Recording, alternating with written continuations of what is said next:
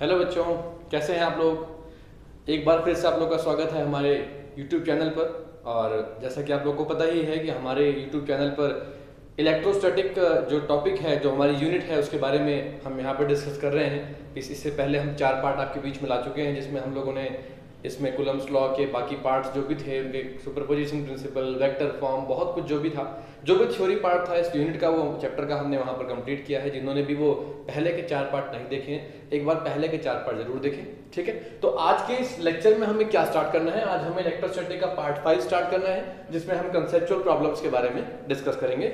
इसके पहले वाले पार्ट में भी हमने कुछ कंसेप्चुअल पार्ट क्वेश्चंस को डिस्कस किया था, तो आज भी हम कुछ कंसेप्चुअल क्वेश्चंस आप लोग के लिए बीच में लेकर के आए हैं और आज हम उनको यहाँ पर डिस्कस करेंगे।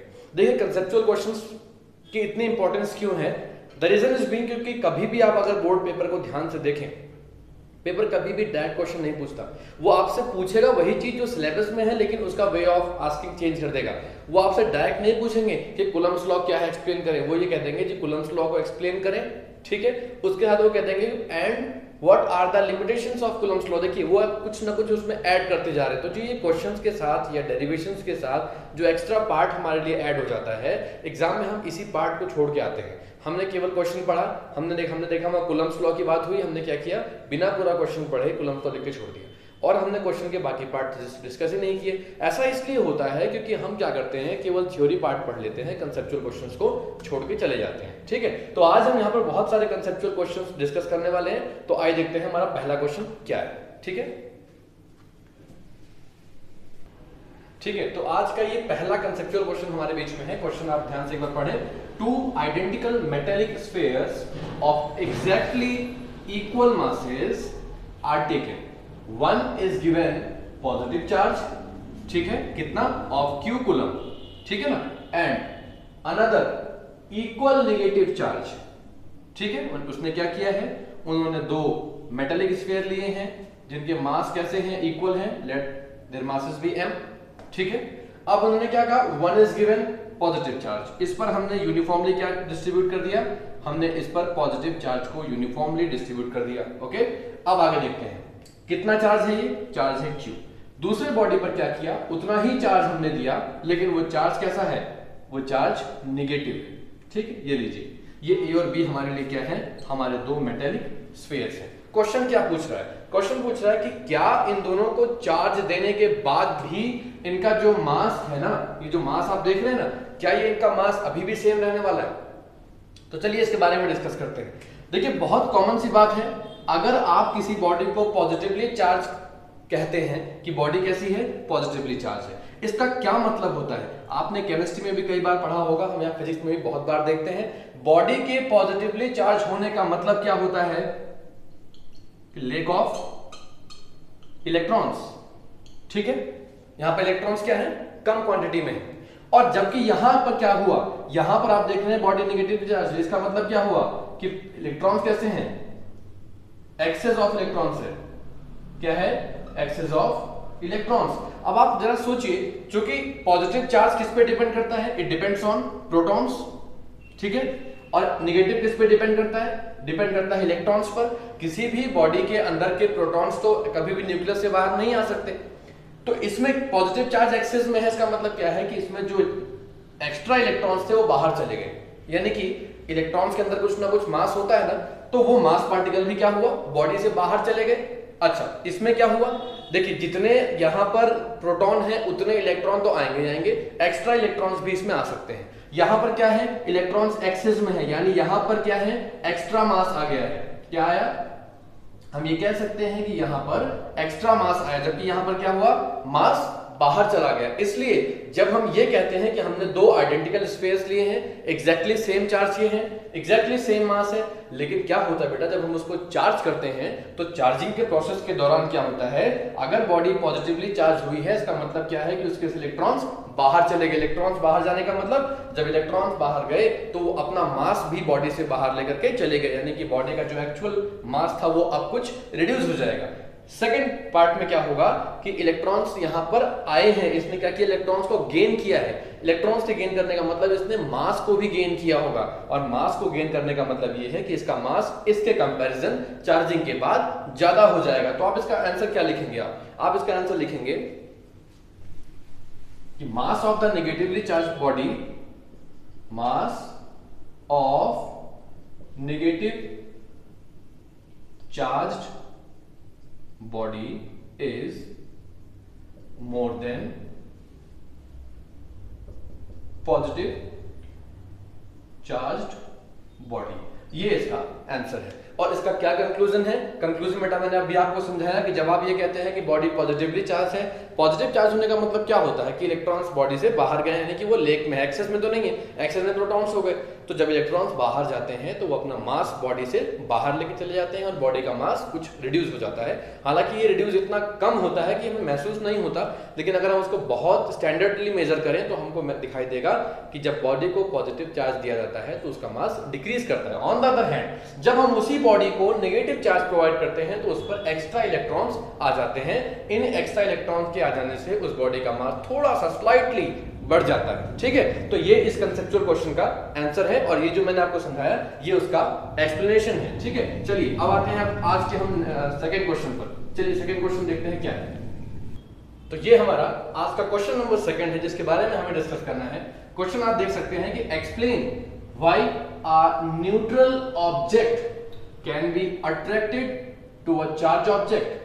ठीक है, पहला क्वेश्चन तो ये है। क्वेश्चन के दो पार्ट है, ध्यान से देखें। पहले तो आपको ये बताना है कि क्यों एक न्यूट्रल ऑब्जेक्ट जो है वो एक चार्ज ऑब्जेक्ट के द्वारा अट्रैक्ट कर लिया जाता है। ठीक है, पहले तो ये समझाएंगे आप। फिर उसने आपसे पूछा है why can this neutral object not repelled by the charge object. Question बहुत आसानी से पूछना चाह रहा है कि जब हम एक न्यूट्रल ऑब्जेक्ट को किसी चार्ज ऑब्जेक्ट के पास लाते हैं तो वो उसमें केवल अट्रैक्शन ही क्यों होता है। इसमें क्वेश्चन की लैंग्वेज चेंज होकर के भी आ सकती है। वो ऐसा भी पूछ सकते हैं, explain why a neutral object can is always attracted by charge bodies and not repelled. वो रिपेल क्यों नहीं होता, अट्रैक्ट ही क्यों होता है। तो बेटा इसका बहुत सिंपल सा आंसर है। अगर हम पिछले लेक्चर की बात करें तो वहां पर हमने चार्जिंग के मेथड सीखे थे, कंडक्शन और इंडक्शन। देखिए यहां पर आपको बेटा दो चीजों पर ध्यान देना होगा। आपको ये ध्यान रखना होगा कि जो न्यूट्रल ऑब्जेक्ट है ना वो चार्ज बॉडी के कांटेक्ट में लाया गया है या उसके नजदीक लाया गया है। देखिए दोनों में बहुत डिफरेंस है। अगर ये न्यूट्रल ऑब्जेक्ट इसके कांटेक्ट में लाके रख दिया गया तब तो रिपेल करेगा, लेकिन अगर कांटेक्ट में ना रख करके थोड़े डिस्टेंस पे रखे गए हैं तो क्या करेगा, ये हमेशा अट्रैक्ट करेगा। क्योंकि हम जानते हैं बेटा कि किसी बॉडी को चार्ज बॉडी के पास रखने पर दो मेथड होते हैं चार्जिंग के। हो सकता है कि उसमें क्या हो, कंडक्शन हो जाए, या फिर हो सकता है कि उसमें इंडक्शन हो जाए। ठीक है ना। इन्होंने कहा है explain why a neutral object can be attracted to a charge object. इसमें क्या होता है बेटा, अट्रैक्टेड का केस पहले मैं समझा रहा हूं आपको। तो जब बॉडी अट्रैक्ट करेगी न्यूट्रल ऑब्जेक्ट को, इसका मतलब ये है कि दोनों पे चार्ज कैसा है, अपोजिट है ना। अपोजिट चार्जेस ही एक दूसरे को अट्रैक्ट कर सकते हैं, सेम चार्जेस अट्रैक्ट नहीं कर सकते। तो फिर क्या हुआ कि सपोज ये देखिए चार्ज बॉडी है, चार्ज कौन सा नहीं मालूम हमको, चलिए let it be positive charge. मान लीजिए है इस पूरे स्फीयर के ऊपर यूनिफॉर्मली पॉजिटिव चार्ज डिस्ट्रीब्यूट हो गया और ये है आपका वो बॉडी जो कि क्या है, इलेक्ट्रिकली अभी न्यूट्रल है। हम अपनी हर वीडियो में ये बात क्लियर करते आते हैं, इलेक्ट्रिकली न्यूट्रल होने का मतलब ऐसा नहीं है कि बॉडी में चार्ज ही नहीं है। दरअसल वहां पर चार्ज है लेकिन वो आपस में एक दूसरे से कंबाइन होकर के न्यूट्रलाइज हो गया है। यानी इस बॉडी के अंदर ये भले ही न्यूट्रल है लेकिन इसके अंदर पॉजिटिव चार्ज भी है और नेगेटिव चार्ज भी है। तो बेटा क्या होता है कि जब हम एक अनचार्ज बॉडी को किसी चार्ज बॉडी के नजदीक लाते हैं तो due to the process of induction, induction के प्रोसेस के कारण क्या होगा, इसके अंदर जो पॉजिटिव और नेगेटिव चार्ज दोनों अभी इक्वल अमाउंट में है ना। भाई न्यूट्रल होने का मतलब क्या होता है, न्यूट्रल होने का मतलब इक्वल चार्ज है, नेगेटिव भी उतना ही है और पॉजिटिव भी उतना ही। तो ड्यू टू इंडक्शन, इंडक्शन क्या होता है बेटा, इंडक्शन के प्रोसेस में क्या होता है, आप किसी भी बॉडी को एक अनचार्ज बॉडी के पास लाते हैं, उससे क्या होता है, अनचार्ज वाली बॉडी पर यानी जो न्यूट्रल वाली बॉडी है आपकी, उस पर जो पार्ट चार्ज बॉडी के नजदीक होगा अपोजिट चार्ज आता है। यानी इसके इस पार्ट पे चार्ज कौन सा आ जाएगा, यहां पर माइनस चार्ज आ जाएगा और दूसरी तरफ क्या आ जाएगा, ये पॉजिटिव चार्ज आ जाएगा। ठीक है, इस वजह से क्या होगा, ये वाली बॉडी इस वाली बॉडी को अट्रैक्ट करना शुरू करेगी। It will start attracting to this neutral object. ठीक है, तो पहले पार्ट का आंसर समझ में आप लोग को। पहला पार्ट ने क्या पूछा है, explain why a neutral object can be attracted to a charge object. उसका रीजन ये है क्योंकि क्या होता है, जब हम किसी चार्ज बॉडी को न्यूट्रल ऑब्जेक्ट के पास लाते हैं तो न्यूट्रल ऑब्जेक्ट पर by the method of induction क्या होता है, इस पर अपोजिट चार्ज आ जाता है और अपोजिट चार्ज हमेशा कैसे होते हैं, अट्रैक्ट होते हैं। ठीक है, चलिए अब आगे बढ़ते हैं। Why can this neutral object not repel? तो आप जानते हैं ऐसा रिपेल क्यों नहीं होता? रिपेल बेटा इसलिए नहीं होता क्योंकि जब यहां पर अपोजिट चार्ज हो गया ना, तो अपोजिट चार्ज आने की वजह से क्या हो जाता है? अट्रैक्शन ही तो होगा। ठीक है, चलिए इसका सेकंड केस देखते हैं। अभी तो हमने क्या किया, बॉडी को दूर दूर रखा था। इसमें ऐसा कहीं नहीं कहा है कि बॉडी को दूर रखा है या पास रखा है या कांटेक्ट में रखा है। थोड़ी देर के लिए हम ये मान लेते हैं कि ये चार्ज बॉडी और ये अनचार्ज बॉडी एक दूसरे के साथ क्या किया बेटा? कांटेक्ट में कर दिया। क्वेश्चन में कहीं कहा है क्या वो दूर दूर रखे हैं? हमें तो कहीं दिखा नहीं दिखा, तो हमको सारे केस क्या कंसीडर करने पड़ेंगे। पहले हमने क्या समझाया आपको? पहले हमने समझाया कि अगर ये बॉडी दूर रखी हो तो क्या होगा? तो इंडक्शन होगा। इंडक्शन में क्या होगा? इस पर अपोजिट चार्ज आएगा और फिर क्या होगा? अट्रैक्शन हो जाएगा। ठीक है, रिपल भी कर सकता है, लेकिन रिपल्सिव के लिए केस थोड़ा अलग है। इस बार बॉडी को दूर नहीं बल्कि आप कांटेक्ट में रखेंगे, तो उससे क्या होगा? प्रोसेस ऑफ कंडक्शन होगा। कंडक्शन में बेटा क्या होता है? इस बॉडी पर जो चार्ज होगा वही चार्ज पूरी बॉडी पर यूनिफॉर्मली डिस्ट्रीब्यूट हो जाएगा। अब आप देख सकते हैं कि दोनों बॉडीज कैसे हैं? सिमिलर चार्ज है ना, तो इस कंडीशन में क्या होगा? इनके अंदर रिपेल करने की टेंडेंसी आ जाएगी। यानी कि अगर आप किसी न्यूट्रल ऑब्जेक्ट को किसी चार्ज ऑब्जेक्ट के पास लाके रखते हैं तो बेटा यहां पर अट्रैक्शन भी हो सकता है और रिपल्सन भी हो सकता है। कैसे पता लगेगा कि अट्रैक्शन हुआ या रिपल्सन हुआ? तो आप देखेंगे कि अगर दोनों बॉडीज एक दूसरे के कांटेक्ट में रखी है बेटा तो रिपेल करेंगे, और अगर वो एक दूसरे से कुछ डिस्टेंस पे रखे हैं तो हमेशा अट्रैक्शन ही होगा। ये इस टॉपिक में कंडक्शन और इंडक्शन के प्रोसेस से हमने एक्सप्लेन किया। तो आप इसका आंसर एग्जाम में लिख सकते हैं। क्या लिखेंगे? Why a neutral object can be attracted to the charge object? आप लिखेंगे a neutral object can be attracted to the charge object due to the process of induction। ठीक है, और उसमें आप ये एक्सप्लेन कर देंगे कि जो नियरर पार्ट होगा उस पे चार्ज अपोजिट आ गया। ठीक है, why can this neutral object not repelled by the charge object? तो आप उसी पार्ट में ये बता देंगे कि अगर वो कांटेक्ट में रखा जाएगा तब तो रिपेल करेगा, अगर कांटेक्ट में नहीं है तो क्या करेगा? वो उसको अट्रैक्ट करना शुरू करेगा। ठीक है ना, चलिए तो ये इस क्वेश्चन का आंसर है। अब देखते हैं हमारा नेक्स्ट क्वेश्चन क्या है। चलिए, तो ये हमारा आज का तीसरा क्वेश्चन है इलेक्ट्रोस्टैटिक के कंसेप्चुअल्स का। क्वेश्चन का नाम है, क्वेश्चन क्या है सुनिए, name two basic properties of electric charge. मैं इस क्वेश्चन को इंपॉर्टेंट मार्क कर रहा हूं क्योंकि पिछले कई साल के क्वेश्चन पेपर्स में ये क्वेश्चन 1 मार्क के क्वेश्चन में आता रहा है। अब तो क्या ऑब्जेक्टिव क्वेश्चन आने लगे हैं, तो अभी भी क्वेश्चन एग्जाम में आ सकता है। इसके बहुत सारे आपको पार्ट दे दिए जाएंगे, उनमें से कोई सा एक पार्ट आपको चूज करना होगा। तो बेटा यहाँ पर समझने की बात ये कि बेसिक प्रॉपर्टी क्या होती है। देखिए, कोई भी बॉडी जो होती है, कोई भी ऑब्जेक्ट जो होता है, कोई भी चीज यूनिवर्स में किसी एक बेस पर टिका होता है, उसका कुछ ना कुछ बेस होता है। अगर वो बेस क्लियर आपको है तो ही आप उस चीज के बारे में समझ सकते हैं। ठीक है, तो नेम 2 बेसिक प्रॉपर्टीज। तो चार्ज की पहले तो ये समझ लें कि 2 बेसिक प्रॉपर्टीज कौन कौन सी हैं। चार्ज की 2 बेसिक प्रॉपर्टीज बेटा है, क्वांटाइजेशन और दूसरा है कंजर्वेशन। ठीक है, अगर हम इन दोनों प्रॉपर्टीज को ठीक से समझें तो हम ये समझ सकते हैं कि किसी बॉडी में बॉडी चार्ज कंजर्व क्यों रहता है और ये कैसे पता लगता है कि वो कंजर्व है। ये दोनों दरअसल एक दूसरे पर डिपेंड करते हैं। अगर आप किसी बॉडी में अवेलेबल चार्ज कितना है उसको आप कैलकुलेट कर सको, यानी इसका क्वांटाइजेशन निकाल सको, तो आप ये देख पाएंगे कि इस बॉडी का चार्ज बॉडी से बाहर गया है कि नहीं गया है। अगर बॉडी से चार्ज बाहर गया है तो फिर कहां गया है? कहीं ना कहीं किसी दूसरी बॉडी में चला गया होगा, यानी वो चार्ज वेस्ट नहीं हुआ, वो इस बॉडी से ट्रांसफर होकर के दूसरी बॉडी में चला गया, जिसे क्या कहते हैं? कंजर्वेशन कहते हैं। अदर लैंग्वेज में आप क्या कहते हैं कि charge can neither be created nor be destroyed. ये तो कंजर्वेशन हो गया। और ये क्वांटाइजेशन का प्रोसेस क्या है, ये हम आपको अपने पिछली वीडियोस में एक बार समझा चुके हैं। जिन लोगों को क्वांटाइजेशन का डेफिनेशन समझना है, एक बार हमारे जाके पार्ट 2, पार्ट 3 वीडियोस जरूर देखें। ठीक है, और कंजर्वेशन का पता ही है, कंजर्वेशन ऑफ चार्ज क्या होता है कि charge of a body of a system can neither be created nor be destroyed. ठीक है, तो ये हमारा क्वेश्चन नंबर 3 के 2 बेसिक प्रॉपर्टीज हमारे चार्ज के। ठीक है, चलिए अब देखते हैं हमारा आज का नेक्स्ट क्वेश्चन क्या है। चलिए, तो ये हमारे पास आज क्वेश्चन नंबर 4 है। क्वेश्चन इंपॉर्टेंट क्यों है? क्योंकि आप देख सकते हैं कि सीबीएसई 2007 और 2003 में ये क्वेश्चन एग्जाम में पूछा जा चुका है। क्वेश्चन क्या है एक बार देख लेते हैं। Is the force acting between 2 point charges Q1 and Q2 kept at some distance in air attractive or repulsive when Q1 into Q2 is more than 0 and Q1 into Q2 is less than 0। बताना है आपको। Question में आपको एक बार समझा देता हूं।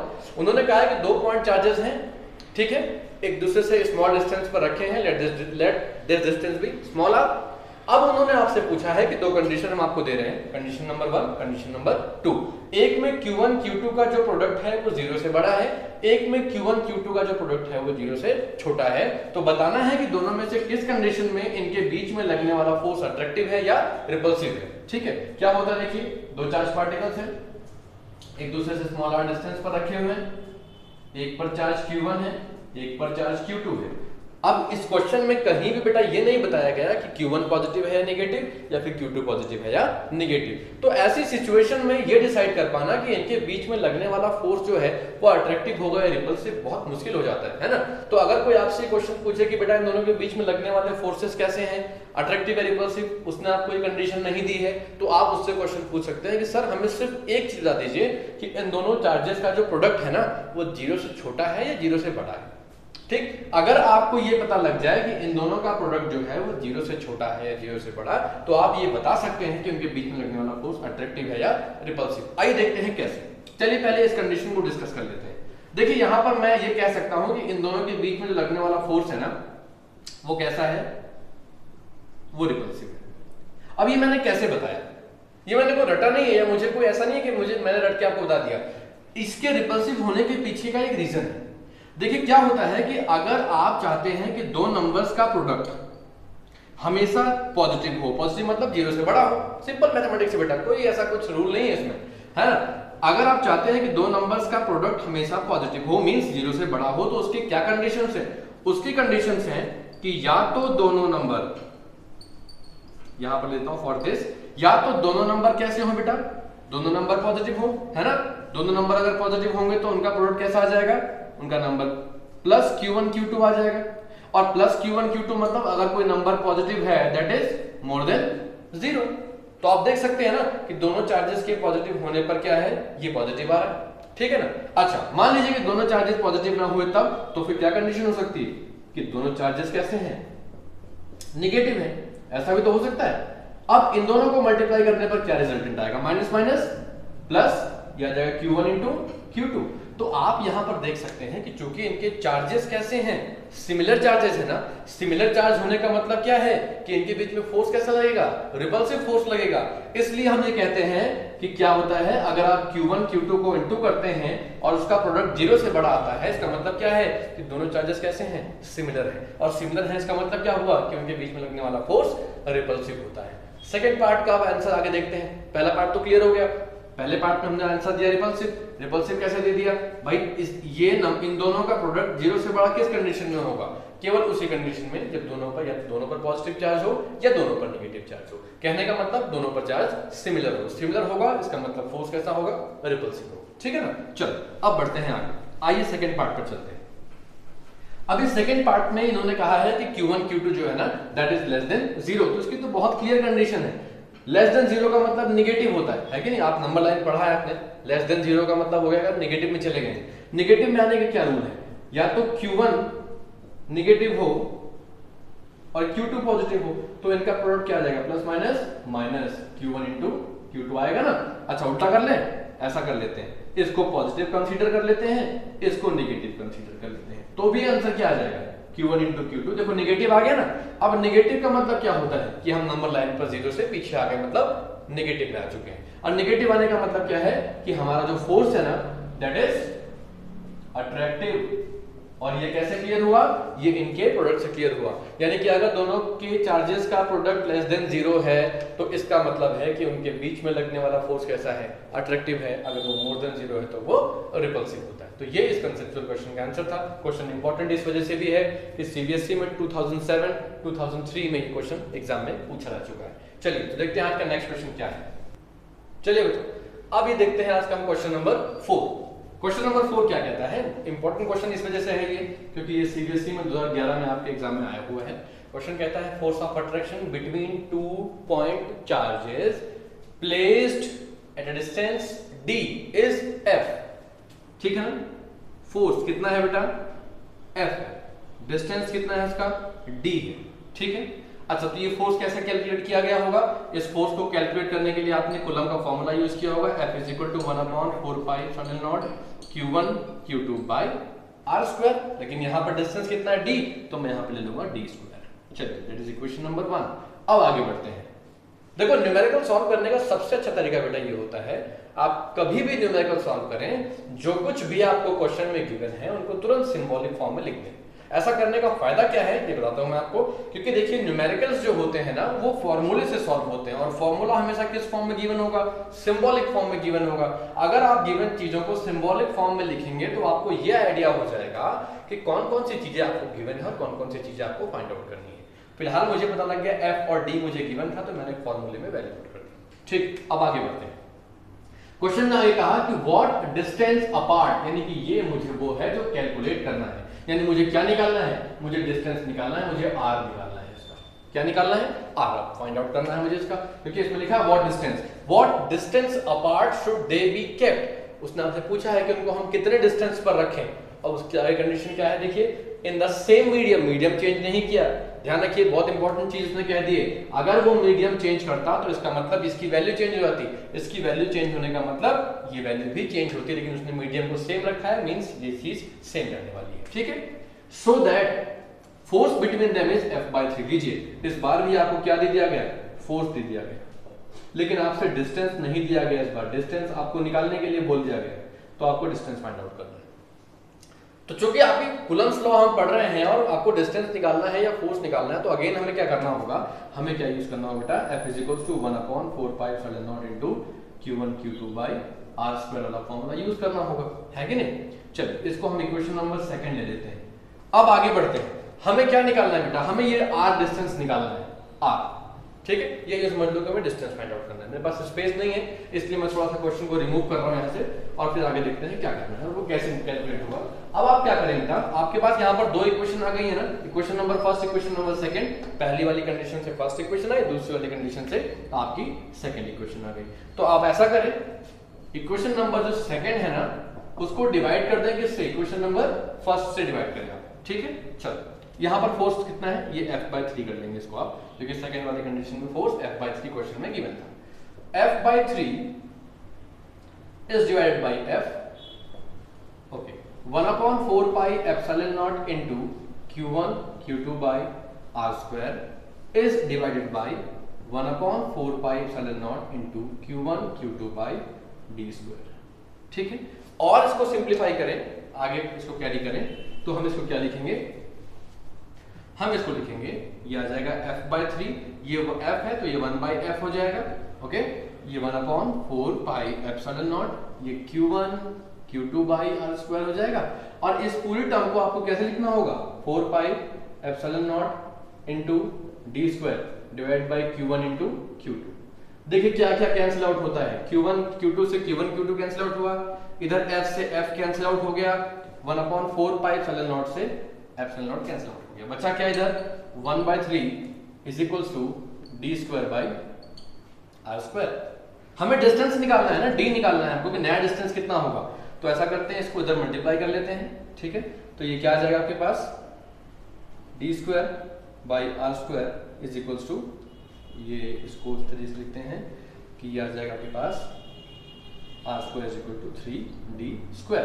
ठीक है, इस r को आप उधर भेज दें तो r इज इक्वल्स टू क्या आ जाएगा, √3d², यानी r इक्वल्स टू क्या आ जाएगा, √3 और d।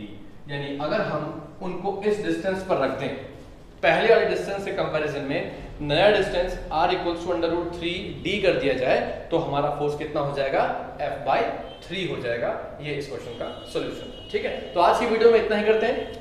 अब हम जब नेक्स्ट वीडियो में मिलेंगे तो ऐसे और बहुत सारे हम न्यूमेरिकल्स आपके लिए लेके आएंगे जो बोर्ड में आ रखे हैं। आप ये समझिए कि हमारा कंसेप्चुअल के साथ साथ हम बोर्ड क्वेश्चन को भी अब लेके चल रहे हैं। तो जितने ज्यादा लोग इस वीडियो से जुड़ सकते हैं जुड़े, अपने जो भी सजेशन है कमेंट में बताएं, जो भी आपके क्वेरीज हैं, जो भी आप वीडियो चाहते हैं हमसे जिस टॉपिक पर, वो भी हमें कमेंट में जरूर बताएं, और हमारे पेज को सब्सक्राइब और वीडियो को लाइक जरूर करें। Thank you so much.